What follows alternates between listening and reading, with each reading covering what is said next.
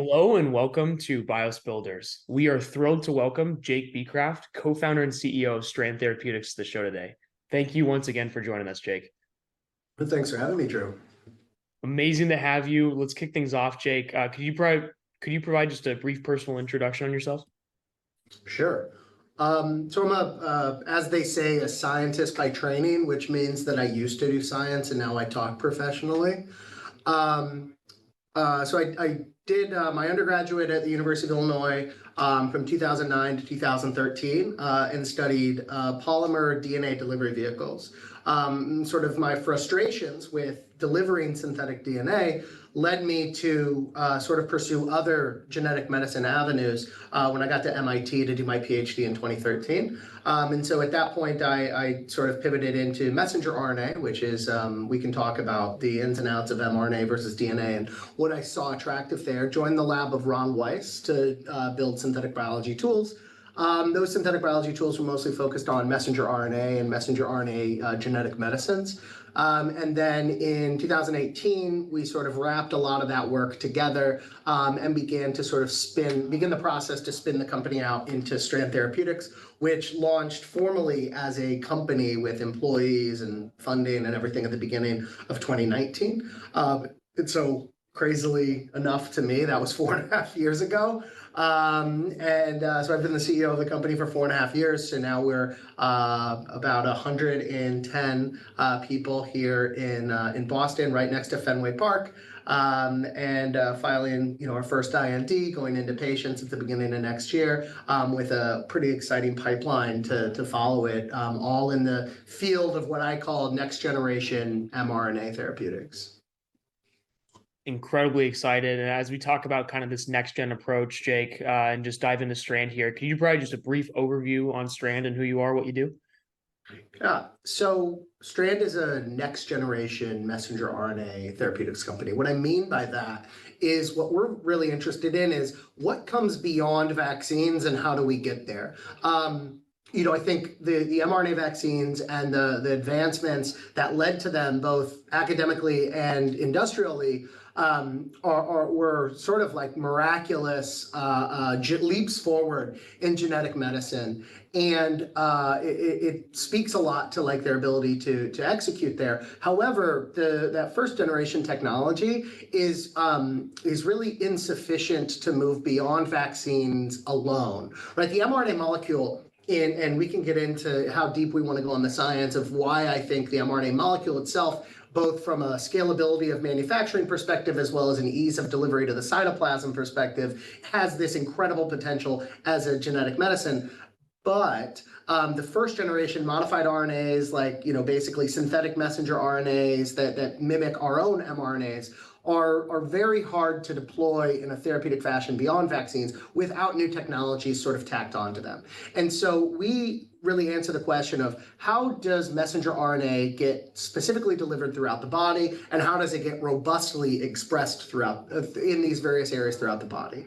And so we do that from an interesting sort of first principles approach, where a lot of folks have focused on delivery specificity, so next generation nanoparticles and all these things, to try to get messenger RNA only into certain tissues, whereas we think about it from the payload's perspective. So what's encoded on the messenger RNA, we build messenger RNAs that are cell type specific, so that, in an effect, and this is a gross simplification of it, but I don't care nearly as much about where the messenger RNA itself goes, so long as I have control over where it expresses. And that allows us to open up this paradigm with new modalities that can express longer, that can express more robustly, and also are now more specific. It allows us to access areas in oncology, cell therapy, rare disease, and beyond.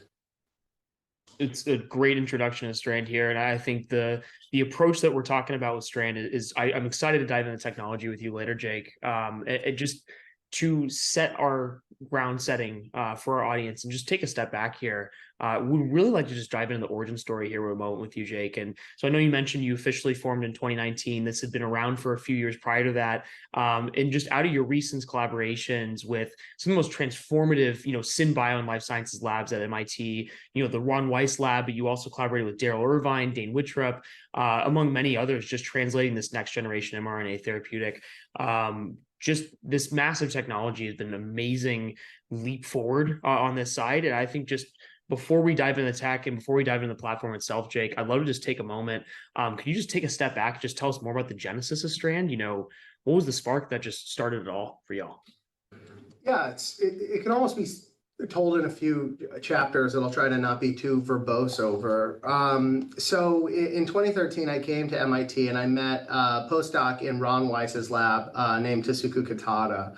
Tasuku is an incredibly special human being. He's a polymath. He's a literal, actual genius. And he sort of has this ability to think very long range about how to solve very complex scientific engineering problems.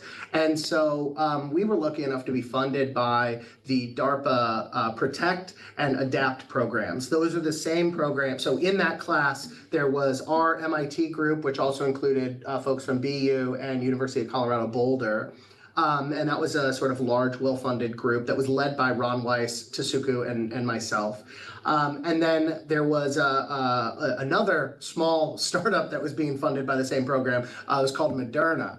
And they were actually in our building in 500 Tech Square in Kendall Square. So Ron's lab is actually right off of MIT's campus. It's in 500 Tech Square, which is where the Synthetic Biology Center is. So Moderna was, upstairs from the work we were doing.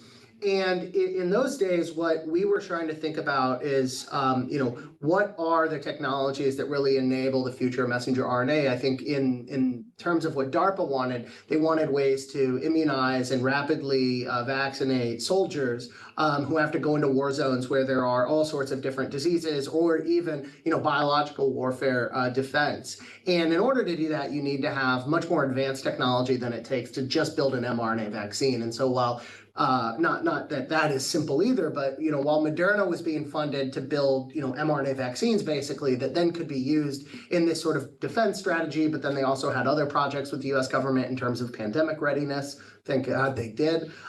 We were building technologies that would enable more advanced therapeutics on top of messenger RNA, and we were an academic group, so that was really our mandate. And at the time, both Tasuku and myself wanted to be professors. We really, I worked with Ron, and then we collaborated with Daryl, who was a very young faculty member at MIT, an HHMI investigator, and then Dane Wittrup as well, who was, Dane recruited me to MIT, and is just an incredible luminary in the immunology space in general. And our thoughts were, I want to work on translational science. That's what I really thought was beautiful. I wanted to, Bob Langer has a beautiful job. David Liu, Feng Zhang, these folks have this job where they get to do breakthrough science and then also work on translating it and spinning it out. But while I was at MIT, the world moved, the economy moved, the industry moved, and we saw more and more revolutionary technologies being adapted inside of breakthrough startup companies. So Moderna was, again, in our building. I was seeing that company push forward and do these sorts of things. And that got me to thinking that maybe it's not, academia comes with a lot of other things that are not related to translational science. And, if you're an institute professor at MIT like Bob Langer, you have certain flexibilities that maybe a young faculty member might not. And so, maybe a better fit for me would be in the startup space. And so what happened was my co-founder, my now co-founder, Tasuku Kitada, who was a postdoc at the time, he actually left to follow a woman who became his wife to Belgium.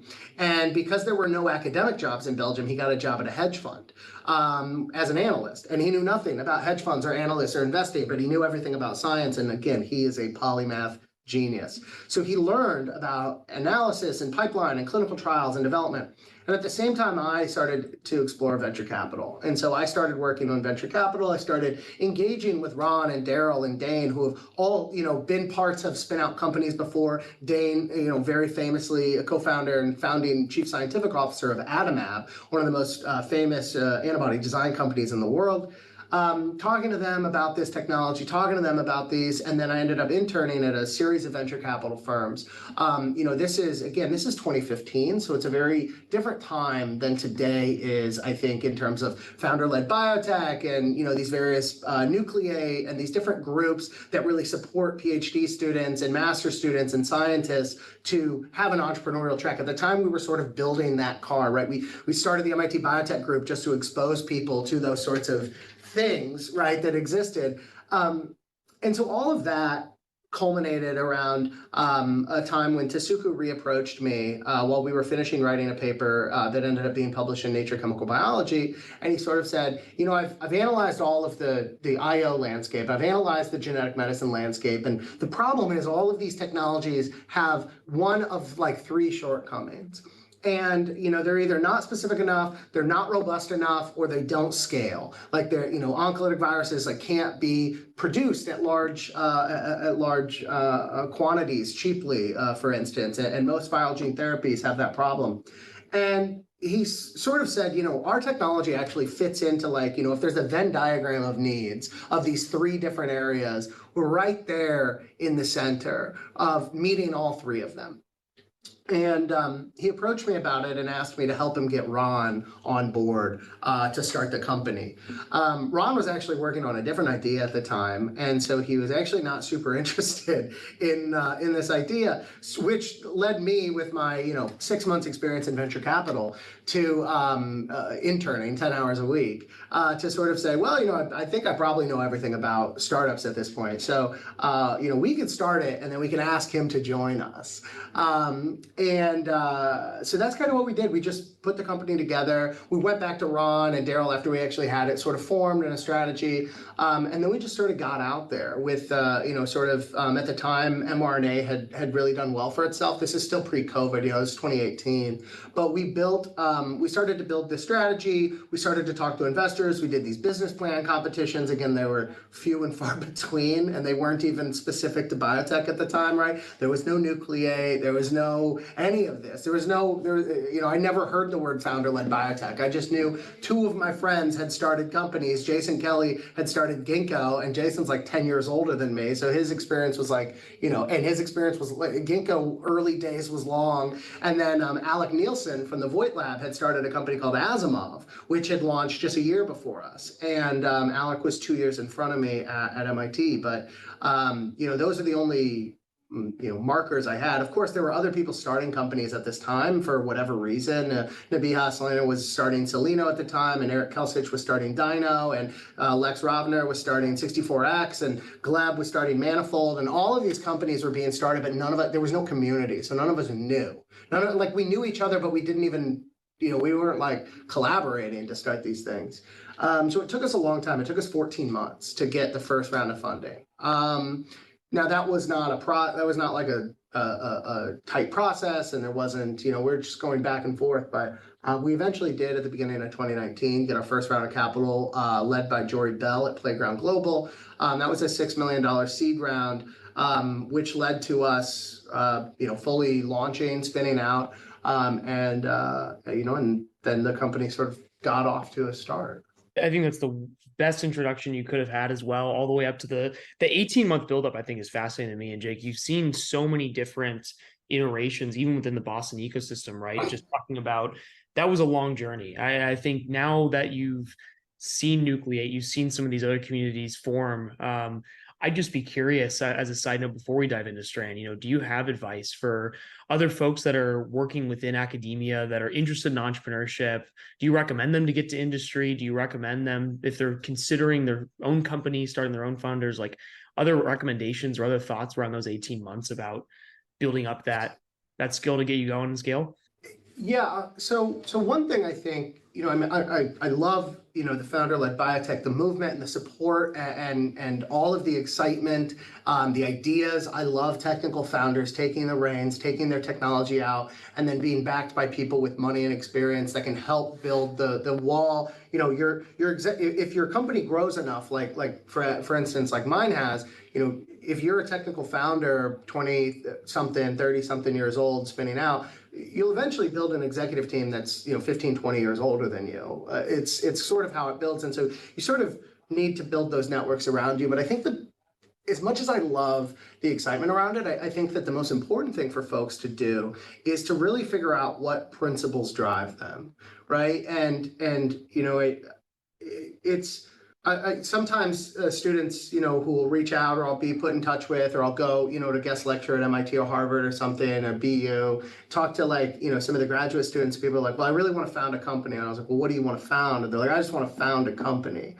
And I think that that can be tricky, because like founding and running like full-time a company is really like, it has to be like an act of passion. It has to be both technologically and like almost spiritually what you want to build, because it's 95% down days and 5% amazing days, and you have to really be motivated by that progress, rather than, you know, either the, you know, perceived glamour of being a startup founder, or the, you know, potential economic payout of like the very end stage.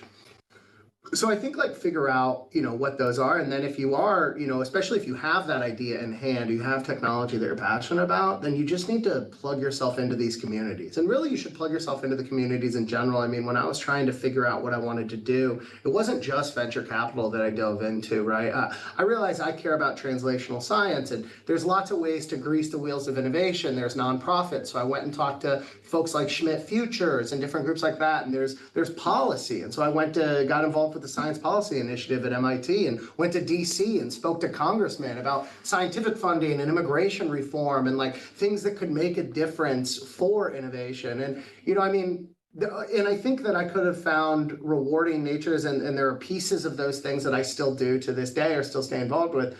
It just so happens that, you know, I think that landing on the fact that like what I care about is translational science, and sort of greasing the wheels of accelerating innovation, that, you know, this is the path that I took at the time for what was on the table. I think I could have been very happy in those other areas too, and built my own career there as well. So I think as long as you find that principled action, you live a principled life, then I think you'll be happy. I think if you start a company because you think it's going to be glamorous, you will definitely, I tell you, you'll definitely be unhappy.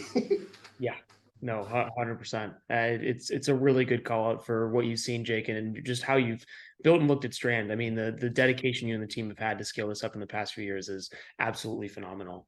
And I also appreciate within the Genesis story, the idea you just describing some of the current issues within the mRNA field. And I think you briefly kind of said, you know, Gen 1, Gen 2, and this is something that you and Strand discuss a lot within your own thought leadership and your own side. And so I'd be curious from your perspective too, as we're kind of taking this from formation 18 months away. Now it's 2019, you're funded, you're with Playground.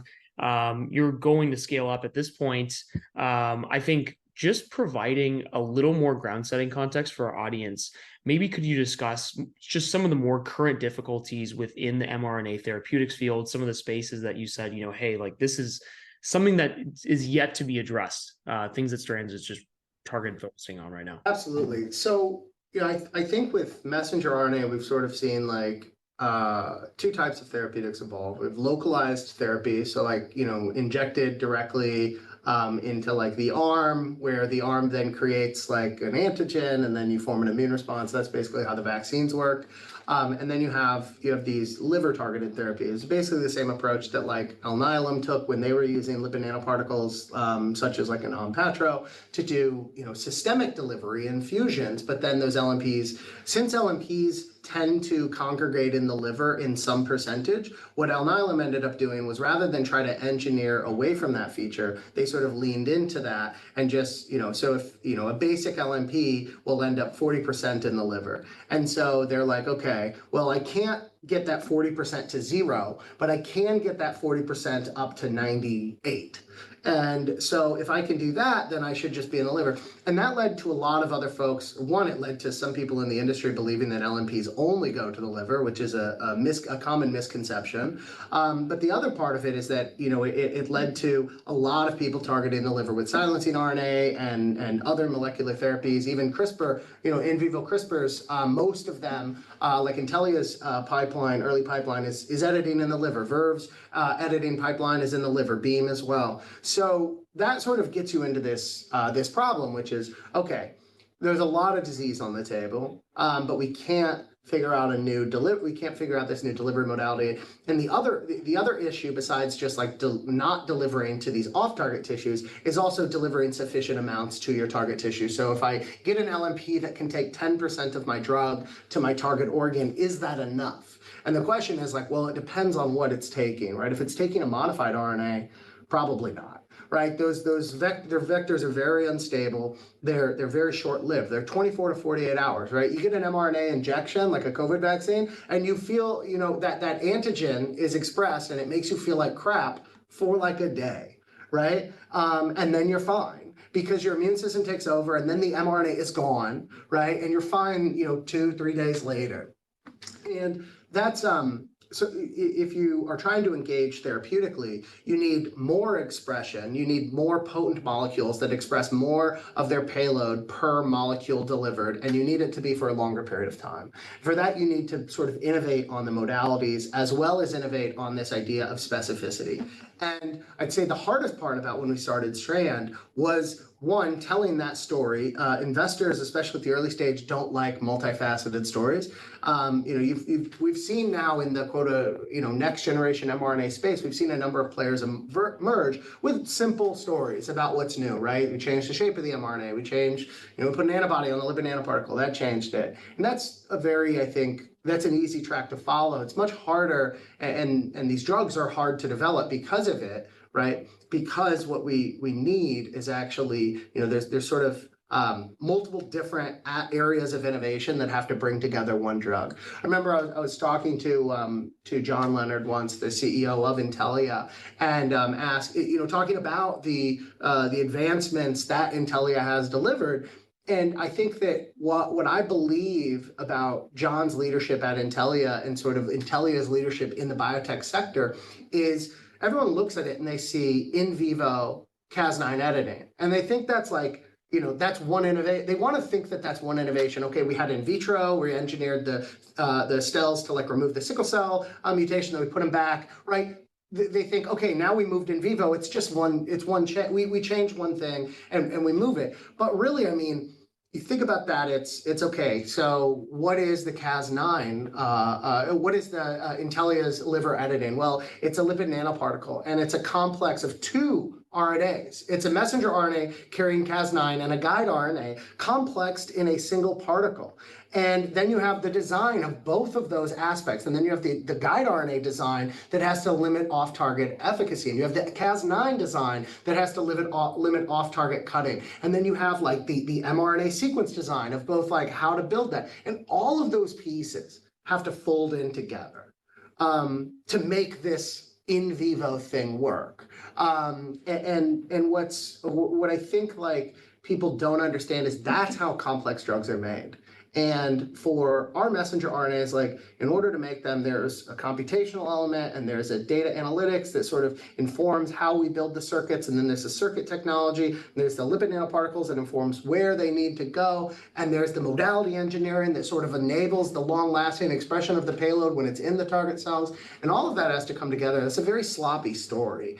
It's really difficult, I think, in early days to also think about when you're a seed stage company, what you're doing is you're trying to build data sets. You're not going to build a drug and get it into patients with $6 million, right? And so you're trying to build a data set that will give investors confidence on this technology in the future. And when you have a very complicated story, it becomes very difficult to think about what are the data sets that answer these fundamental questions, right? Because I need to basically build 6 companies with $6 million, and that is really hard to do. So those are, when we got started, I think building like a great SAB, having our connections to places like MIT and Harvard, so really a superpower for us, bringing folks in, Dane and Daryl and Ron, and folks used to come to the lab all the time and talk to us, and those were very powerful things to have to help de-risk that technology.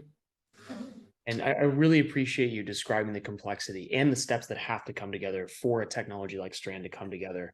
And I think just continuing down that front, now that we're just discussing more towards the current, how that evolved, I think Strand from the beginning and from the genesis, Jake, you have always had that focus through mentorship, through your scientific advisory board, to curate this one platform into one space. And so just to take a moment and just discuss this, because your platform has addressed so many of these challenges within delivery, within potency, everything on that side, along with scale issues within mRNA, could we just potentially just take a bit to talk about Strand Solution, how it addresses some of these challenges? How did you arrive at the Strand Solution per se? Right. Yeah, absolutely. So the way I think about it is like if you can mentally envision a single axis that goes sort of from like zero down here at the table up to infinity, right? And what you have when you deliver messenger RNA in the therapeutic context is sort of a two-pronged issue. You have a messenger RNA vector or modality that is going to not express very robustly, and that's going to lead to the need to use quite a bit of dose. So you're going to have to increase the dose. But at the same time, you're going to have a lipid nanoparticle that is very non-specific. And so as you increase the dose, you increase the amount of particles that you push into this patient, and that means you increase the off-target delivery and you increase the toxicity. And the goal is that in here, you find a very narrow window of what's called the therapeutic index, or the therapeutic window, essentially the dose by which you have an effective dose that is under the top toxic dose, right? And you have this area of dose that sets there.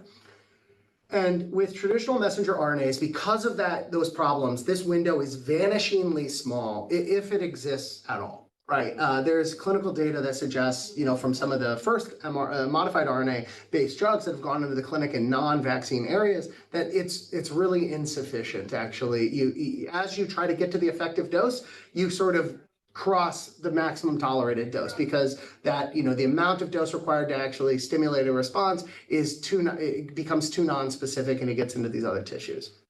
And so what Strand is focused on is actually in addition to lipid nanoparticle development and design and all these things, the big piece here is about opening this therapeutic window. And the way to open it is not to try to solve one of these issues, it's actually to solve both. And so I like to think about it as dragging open the therapeutic, the aperture of that window from both sides. And so on the bottom side, what you're doing is you're designing new mRNA modalities. So circular RNAs is a very famous example of them. Self-replicating messenger RNAs are also a great option there. You're building modalities that are going to express more protein per dose. Right, so you want to, if I push 1 microgram of mRNA in, I want to have both more protein expressed at the peak and protein expressed for a longer period of time.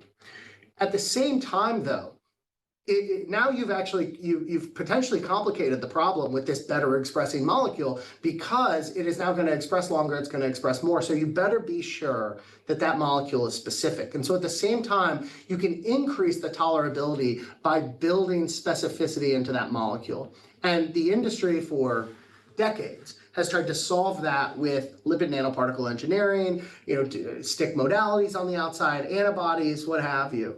And the difference in what we do at Strand is all of the specificity information, all of the pieces that are going to regulate the mRNA molecule to be only expressing its payload in the target cells in the tissues that we want, is encoded into the messenger RNA sequence itself. And so utilizing synthetic biology, we have something called genetic circuit technology. This is essentially sensors, actuators, and sort of modulators that we can encode into the messenger RNA, which allow us to sense biomolecules inside of the cell that we know correspond to certain cell types.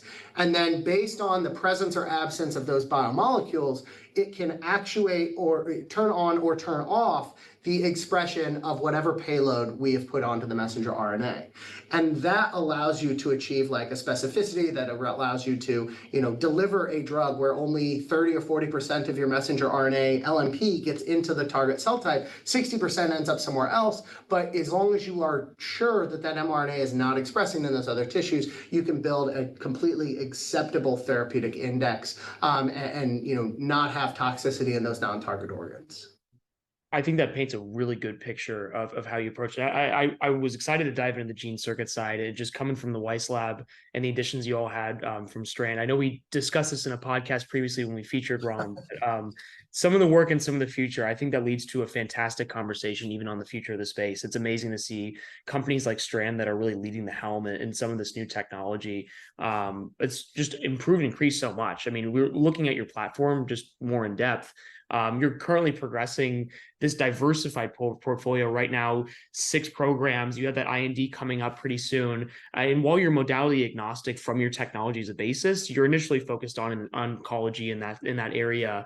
But as someone just who's been able to see the space evolve with your rise along with mRNA, with the pandemic, I mean, I just want to take a moment to speak on the commercialization side of Strand. With so much that has happened, both in SynBio, both in mRNA in the past few years, as the rise of Strand has kind of taken care. I mean, could you just tell us more about the unique challenges mRNA companies face commercializing just novel technology from academia to approval? Now that you're not, certainly at the end, but have seen a few years in the decade, seen the evolution. I feel like this is a good moment to take a step back and just look at the lessons learned within that translation beyond the initial raise. We talked about some of that, the research, some of the difficulties there, at least proving that for venture and kind of the first early rounds. But beyond that, any novel challenges within mRNA?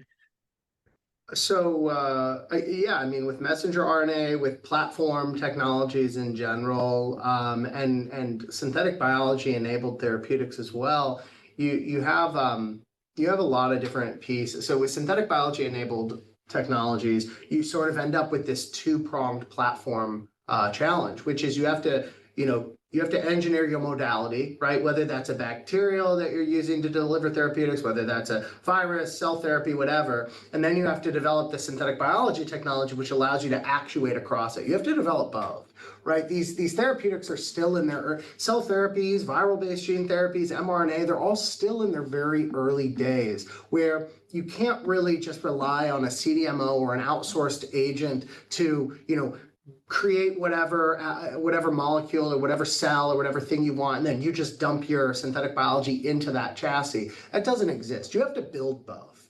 And then you have both of those platform investment technology challenges on top of a secondary challenge, which all platform therapeutics face, and even simple viral-based or genetic medicine companies face this as well, which is how much do I invest in the platform engineering side versus how much do I invest in the program advancement side, right? Like, one of the things I used to say to our company for years is we're a biotech company, and biotech companies advance drugs.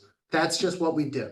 So if we're not advancing drugs, if we're sitting around doing a lot of platform and a lot of fancy, look at this, look at what this can do, look at what this can do, look at all of these early discovery things that don't boil down to drugs, we end up getting placed into a spot where we're not really a biotech company. We're sort of a science project with ambitions, and but striking that balance is important, right? Because what you also don't want to do is put all of your, actually the historic sort of pressure from like old school biotech investors is always to like put all your eggs into a big inflection asset investment, push that asset forward, and like get that to a point, get that past a phase 2, and then we can think about what else this can do. But that's also been very unsuccessful at developing platforms, right? The companies who have developed platforms very, I think, effectively, companies like Agios, companies like Alnylam, companies that were able to do that, were able to, but again, like, that isn't a straight path of advancement, right? Alnylam went through a roller coaster of valuations and advancements, and deal here and put all these targets over here, Novartis, and maybe get it back. Regeneron, same sort of story.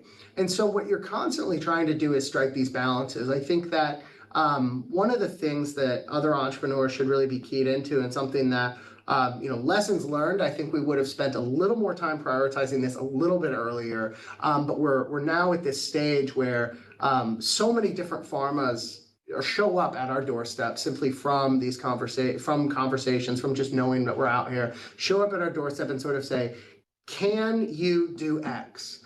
Like, can this do that? And what's beautiful about building like true platform technologies that are very digital and very versatile is that, more often than not, the answer is yes. It's not always yes, right? We're trying to be very scientifically real. Like if you want us to do like something that's, going to require daily dosing of a messenger RNA for the rest of someone's life, I just don't think that that's where the technology is today. However, like in a lot of the cases, we can see a route forward where, if we could actuate just in those subtype cells within the kidney and express this protein, all of a sudden we have a completely new therapeutic, and we have, LNP data that says, well, we can get 20% of the drug into the kidney, and that's enough with our modalities to express that. And we sort of piece those pieces together, and we can get conviction from pharma to sort of say, okay, and that the advantage to working with partners is, as a platform company, is that, if someone wants to come in, for instance, and do a partnership deal with one of our platforms, we build therapeutic platforms wherever we want to deliver. So into solid tumors or into T cells or into other organs, we build a therapeutic platform. And the activation energy, once you build a platform to put a new target payload onto the messenger RNA, is drastically, almost logarithmically reduced, right? And so from building the platform for the first drug. And so where you can find these advantages as a company is to say, okay, large pharma, you're interested in having one or two drugs in this space. So, you're going to pay us basically, like you're going to give us an amount of capital and back the research costs for us to build this platform. And we're going to express, one or two targets that you're going to take. And we're going to have a traditional drug development deal with you where we'll have money coming in, and we'll have revenue, and we'll have pieces, and we'll have upside with royalties and whatever on this drug. But what we gain in addition to that would be a traditional biotech financing deal, is we gain that platform, because once we're there, right, if someone is backing us to build a chimeric antigen receptor T cell in vivo CAR T approach, for instance, and someone's partnered with us, we're still owning as a company the platform that expresses the chimeric antigen receptor. And, then we can build, many other types of either in vivo CAR T approaches or many other types of, T cell drugging approaches based on that core platform that we own. And that's the advantage that I think coming from this technology and investing and building it strategically really offers. Certainly, I think it's a great indication of the potential of platform companies, especially when they're successful. And the partnerships that you all have been amazing. I mean, we look at BeiGene in 2021, some of your other work and solid tumor immuno-oncology work with them. I mean, just as a future reference, as kind of a quick aside, potentially could you share more just on future collaborations Strand's excited to partner with, organize, any shout outs or messages you'd kind of like to give to the group or community?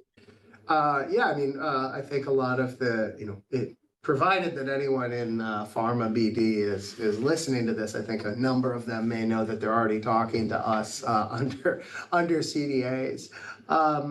So I'm very excited about the things that are all the pieces that are on the table and the possibilities. I mean, it's often almost like drinking from a fire hose, and you want to be sure not to drown. So we are being very selective with the deals that we are going to make. Today, tabling some others maybe for down the road. Maybe we'll invest in or work in that area later. But what we're really excited about is finding partners with deep disease expertise in an area that can sort of inform.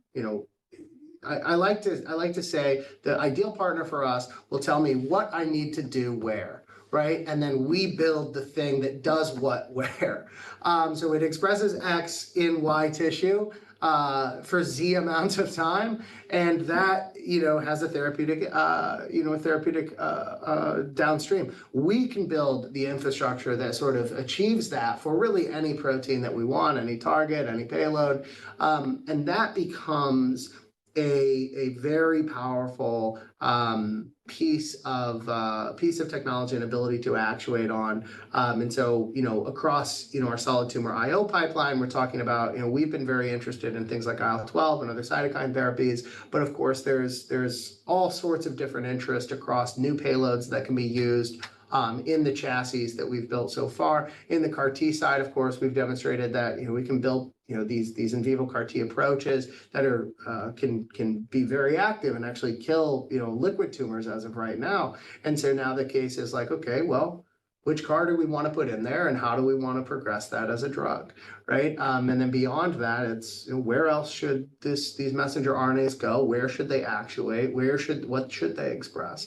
And as we continue to sort of expand that aperture of possibilities, we're trying to find the folks with deep disease and development experience, because for instance, if we go into the kidney I think there's a lot of diseases in the kidney that are incredibly interesting. If we were to go in that direction, it's very taxing for a company like ours that's already built certain expertise to then build an entire kidney disease unit, right? We'd like to rely on a partner to bring that biological disease expertise to the table, and we can then find, we're going to bring the messenger RNA drug development experience, really the leading next-gen messenger RNA preclinical development experience to the table, and be able to build those drugs in tandem.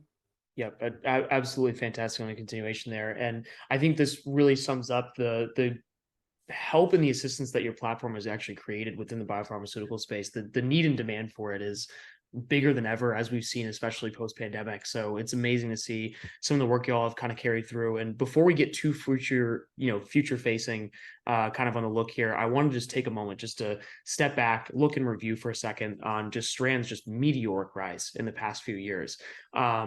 Just looking back, y'all raised almost 97 million to date. We're looking at an IND coming up close. Just taking a step back here for a moment, could you describe, just Jake, from your perspective, what were some of the greatest challenges you faced just building Strand?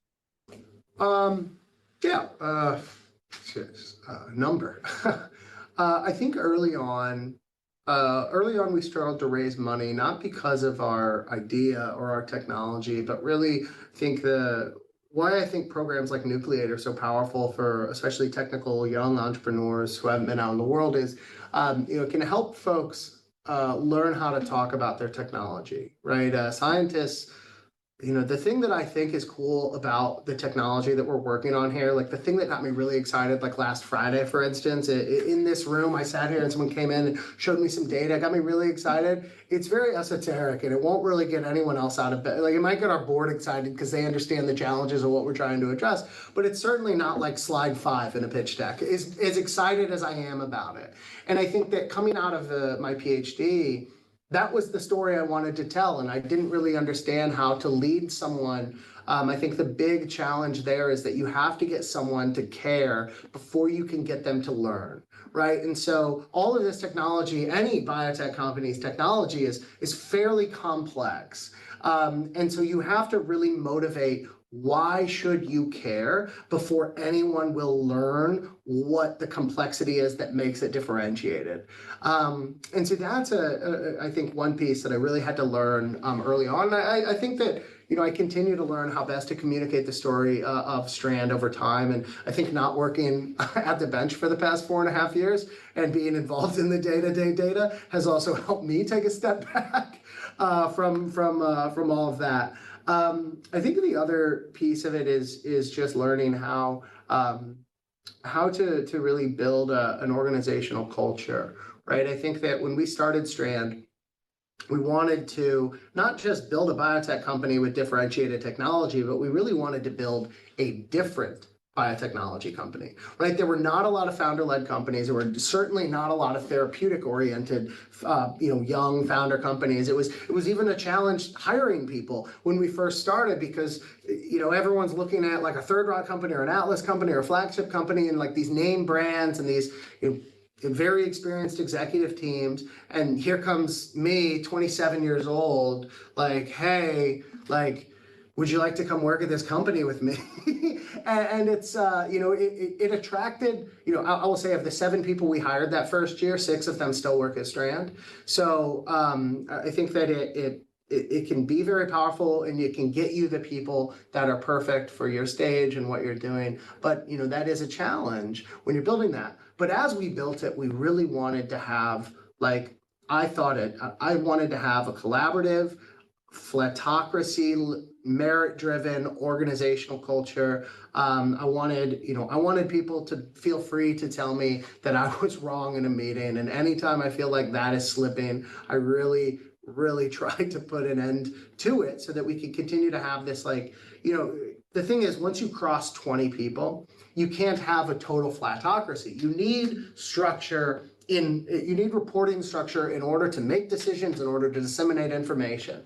But what you can have, or you should try to have, and I don't know how successful we are at this, but I certainly strive for this, and I do think we have been successful at it, is driving a flat culture, which is no one is too good or too low to not have a voice if they have a strong opinion, right? And so no one is above reproach, no one is above questioning on a scientific issue, and no one is too low to voice that concern, right? That's the flat piece of the system, right? We have research associates here that that are around the age that I was when I started Strand, and so it would be completely hypocritical to sort of try to silence people just for their title base, right? And some of the research associates that we have at this company are such phenomenally great scientists that I think are going to have meteoric careers in their own right, hopefully, at Strand at least to start. But that's sort of what I think we wanted to bring to the company, and that was a challenge. But as it started to catch on, and as it started to be known, and then it became a thing where, folks in Boston Biotech heard about that, and people of all ages and experience levels and everything were attracted by the open culture and the transparency, and really the idea that here you're allowed to learn the skills that you think are going to inflect your career, right? You come in, you want to have a piece in this, you want to work on this piece. We really want to be a place of opportunity for people to work their ways, in a meritocracy sort of setting, to work their way and get experience. I think the perfect 20-year reflection on Strand, besides, obviously the value for the patients and the value for, stakeholders, are things that all companies in this space need to build. But the third is going to be the value for our employees, right? I want everyone who works at Strand today, the 100-something people who work here today, to be reflecting in 20 years on their career and say, well, that was where I sort of got to strap a rocket ship to the back of my career and really take off. That's where I was given that opportunity, because those are opportunities that I feel like people have given me throughout time. And it would be, the only thing that we could possibly do is to pay that forward. And certainly, I mean, we could hover on this topic for hours. There's so much good advice there to early founders and culture setting, and even just around evangelism as a CEO coming out of academia and that transition. So I really appreciate you sharing that, Jake. And just as we've kind of taken this, I want to take this a little bit forward as well. We discussed some of the challenges, but y'all have come out so much stronger from it.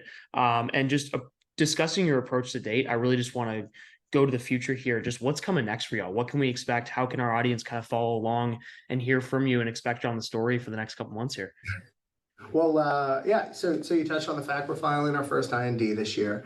Obviously very excited about that. It's just about 10 years from when I met Tasuku here in Boston, in Cambridge, across the river. Met him 10 years ago, started working on the technology, and here we are, filing an IND and beginning to dose patients beginning of next year. So stay tuned for various different updates around that.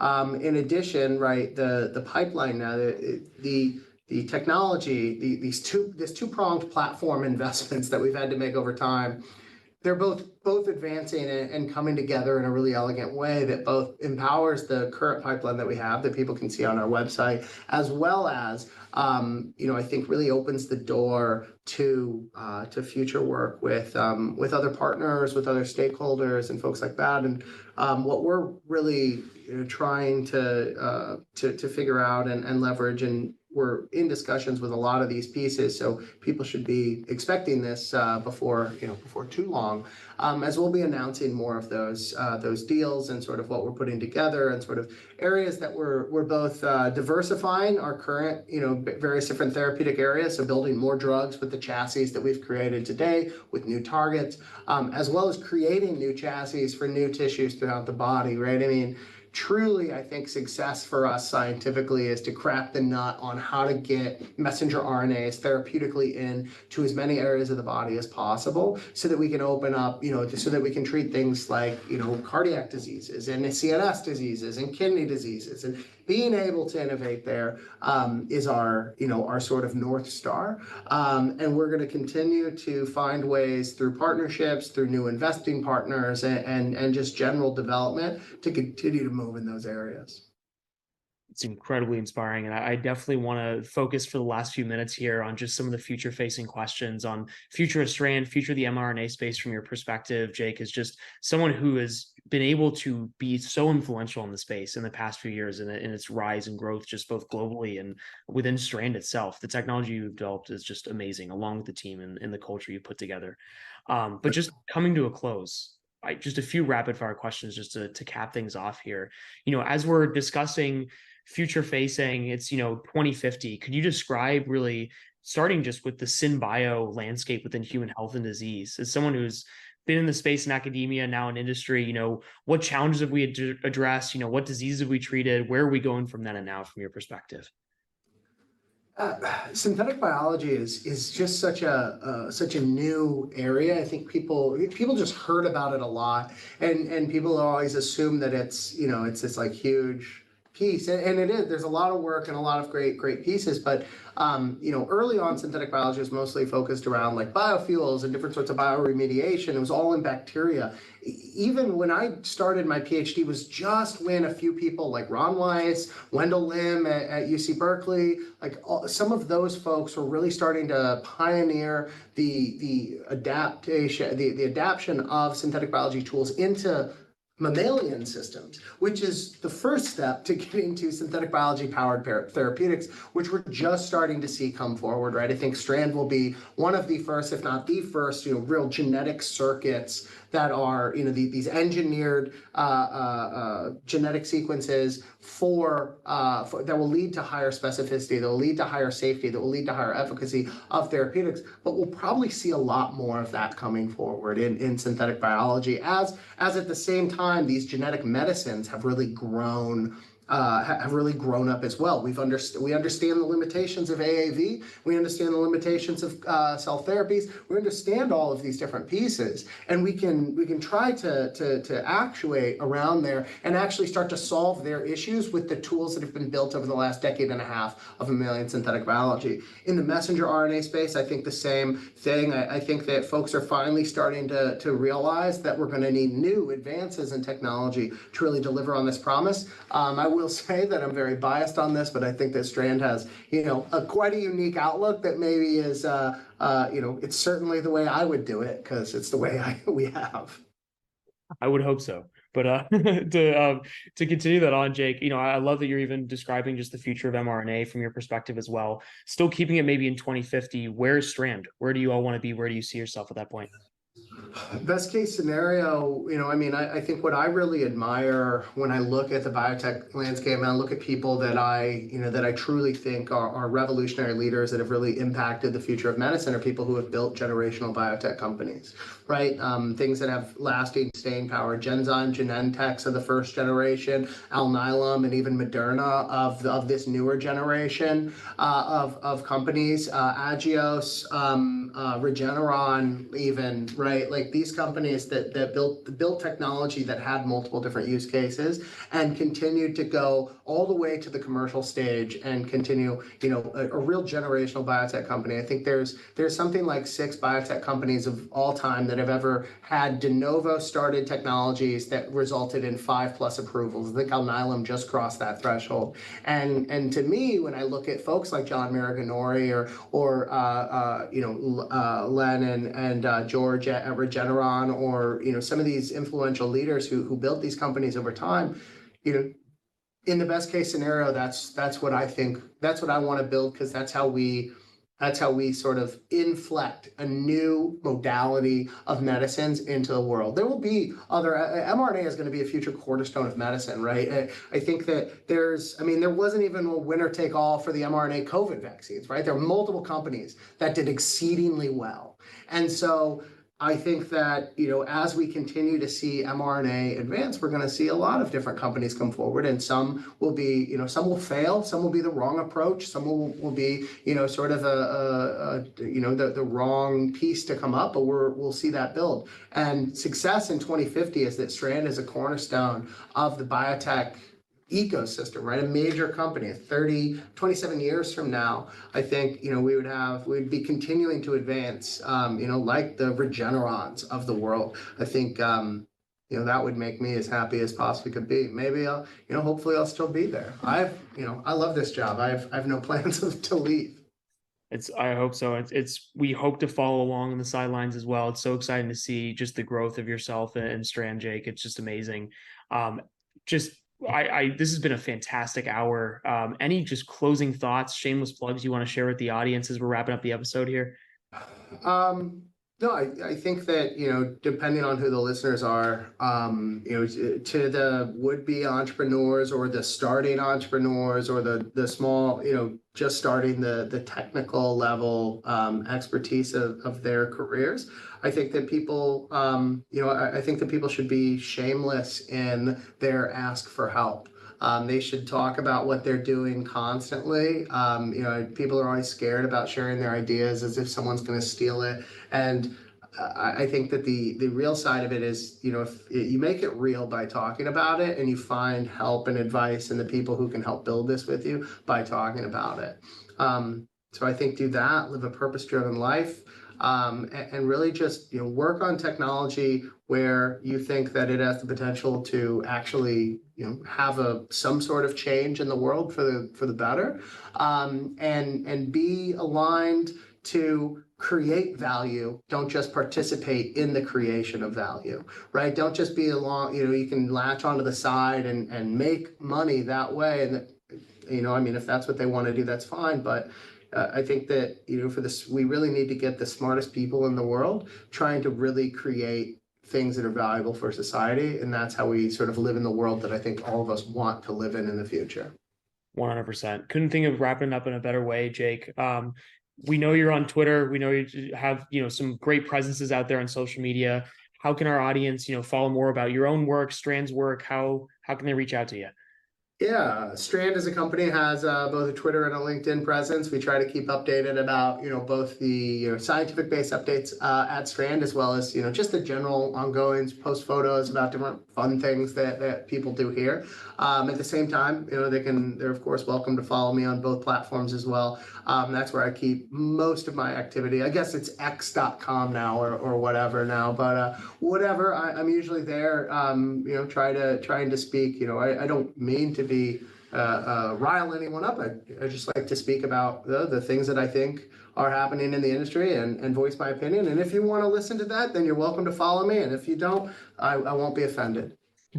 Well, it's incredibly exciting. Thanks so much for sharing, Jake. Just thank you again for a fantastic hour. We're grateful for your time. And thanks once again for joining us. Thanks, Drew. It was wonderful. Take care.